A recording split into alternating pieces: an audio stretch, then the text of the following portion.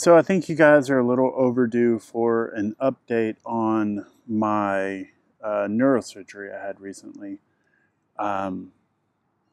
So if this is the first time you're hearing about this, I posted a video a few months back, the day before I was going out of town to go have neurosurgery. So I'll just include a little bit of that clip. Check it out. If you've already seen it, just you can fast forward, watch it, whatever. Well, as some of you guys know, I'm going to have neurosurgery.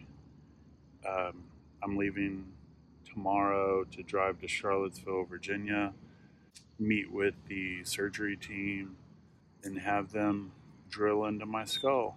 And yeah.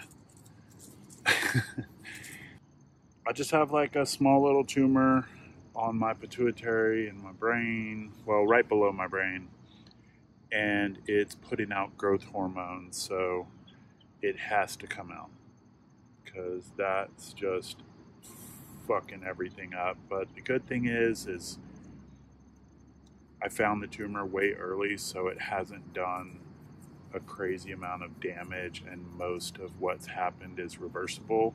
I really try and stay positive, but sometimes can be a bit of a hypochondriac, and then I like meditate for a little while and get back into some type of zen and relax. I mean, it's really a lot for anyone to handle.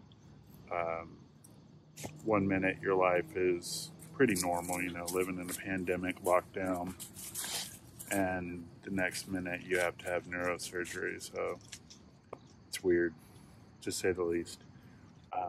I recently got 15 years sober, September 8th. That was a huge milestone. It's pretty crazy. All right. So the surgery was a success. I mean, I'm 99% sure it was a total success. And they removed all of the tumor, all of my growth hormone levels went down. It was a brutal surgery, honestly. The next day when I woke up, or that day, it was a 5-hour surgery. I woke up and I felt like I got hit by a fucking freight train.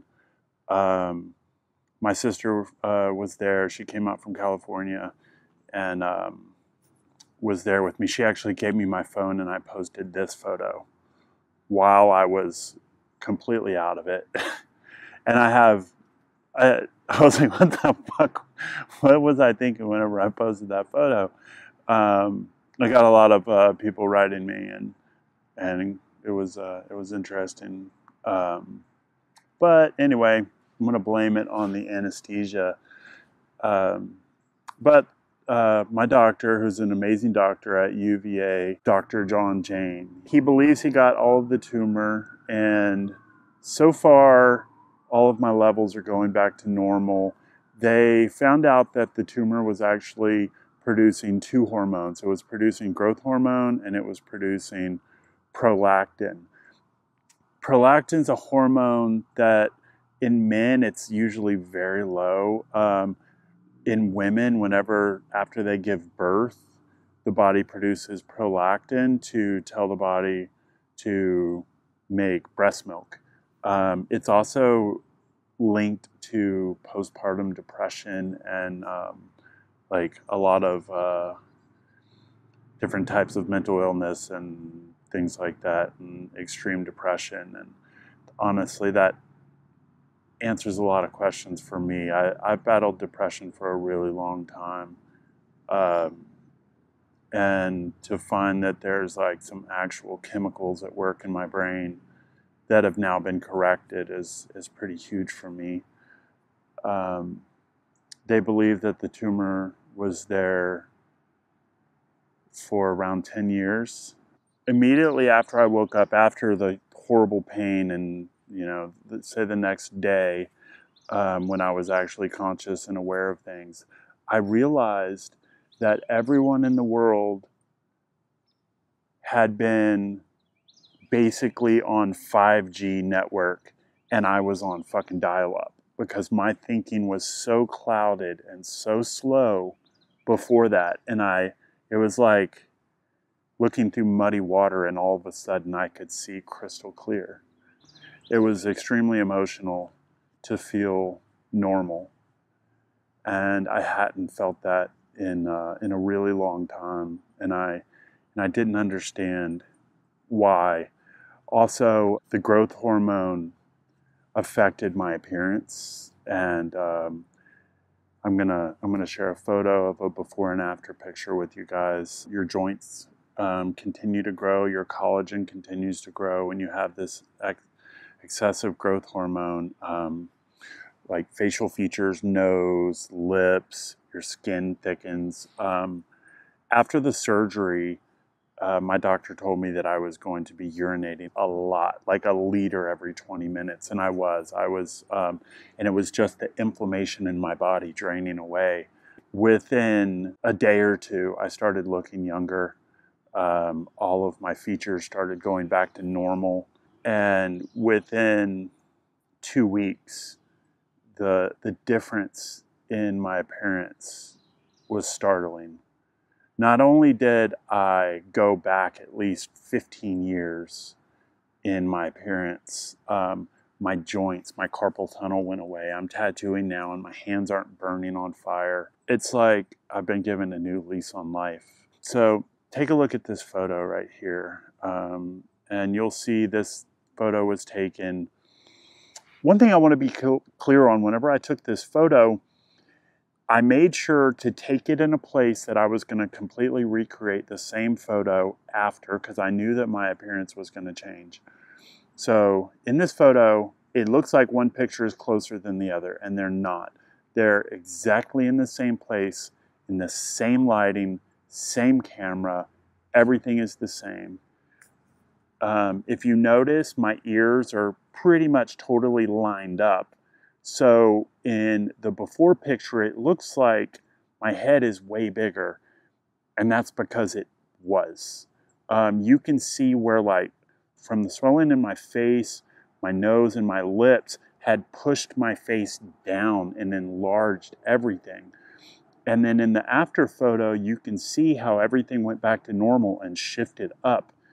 And I just looked totally different. Not only was the prolactin and the hormones completely affecting my mental state, but every time I looked in the mirror, I did not see myself.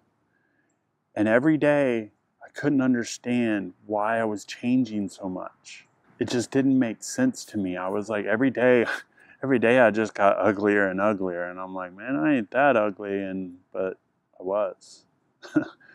I wasn't ugly, but in the comparison of the side by side, it's a huge difference.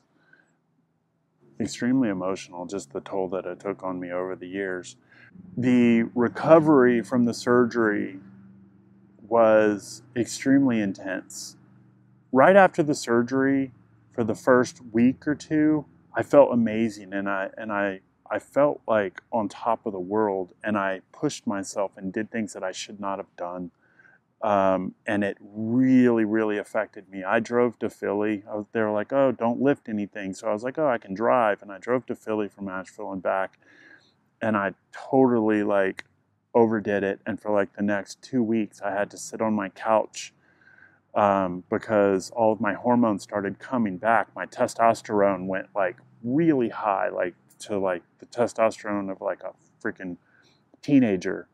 And then my cortisol, which is your fight or flight hormone, skyrocketed. So anytime like I had any kind of like anything that could make you nervous or fearful, I started having panic attacks. And I was just like sitting on the couch, like trying to calm my breathing. One time I thought I was going to die, and I called 911 because I'm out here in the country by myself. And I thought, honestly, I thought I was about to have a heart attack and die, and no one was going to even know I was fucking out here. And the EMS came and talked to me, took all my vitals, and everything was cool. And they waited with me while I calmed down. I had to completely cut out coffee because I just couldn't handle it. The anxiety was insane. And eventually everything wore off. Like eventually all my hormones leveled out, and today I'm doing great. I couldn't work for 6 weeks. I couldn't lift anything. Now I'm back. I can work out. I can do everything normal. And so this Tuesday coming up, I'm going back to Charlottesville. They're going to do an MRI. They're going to do a lot of blood work, and they're going to tell me if I am actually in surgical remission and this is behind me. Then it's just like a yearly checkup. But I promised you guys an update, and there it is. If you have any questions, just ask. One question that I get a lot of was, how did I know that something was wrong? Well, I thought maybe I was just getting bigger. My hands started getting larger and my rings stopped fitting. If your rings ever stop fitting you, then there's probably something going on. My rings stopped fitting. My feet went from a size 12 to a size 14. Those were dead indicators, but I didn't know what acromegaly was at the time, or else I would have known, and I could have caught this 5 years ago. The main thing that happened was I'd completely lost my sex drive, my energy. It was during the lockdown that I just felt like something was going on, and I did an at-home testosterone panel with Everlywell, where they sent me a kit and I filled up a vial of blood from a finger prick. That was crazy. You have to like milk your finger. Is weird. And I sent it off, and it came back with abnormal prolactin levels and sent me on this scavenger hunt to figure out what the fuck was wrong with me.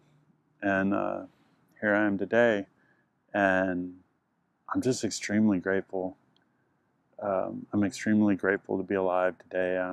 I'm grateful for, everything I have and everything I don't have. All the people in my life, all of my clients and future clients and friends and people that I'm gonna meet and become friends. And if you have any questions, just feel free.